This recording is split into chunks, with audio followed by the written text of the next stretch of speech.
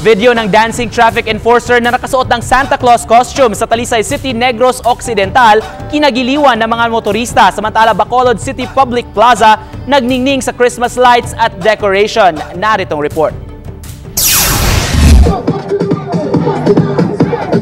Christmas with mascara feels ang na-experience ng mga Bacolodnon at bisita, kasabay ng pagningning ng mga pangunahing kalsada sa Bacolod City sa isinagawang Parade of Festival Lights. Nasaksihan dito ang mga naglalakihang float at parada ng mga estudyante suot ang kanilang colorful costumes.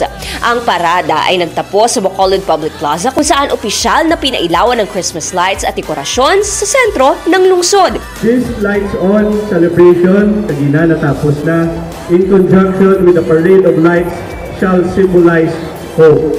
Hope is very powerful because it keeps us going. Kasabay nito ay nasaksihan din ang arena dance competition ng mga estudyante mula sa isang universidad sa lungsod. Sa kabila ng mga hamon, umaasa ang Bacolod City LGU na magiging masaya at puno ng pag-asa ang selebrasyon ng Pasko ng mga Bacolodnon.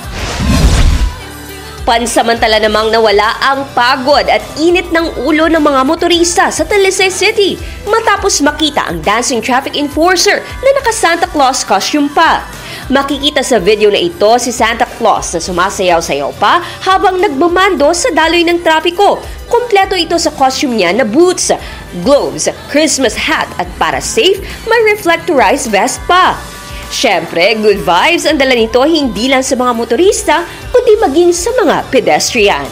Para sa GMA Regional TV 1 Western Visayas, Aileen Pedreso, nagbabalita para sa GMA Integrated News.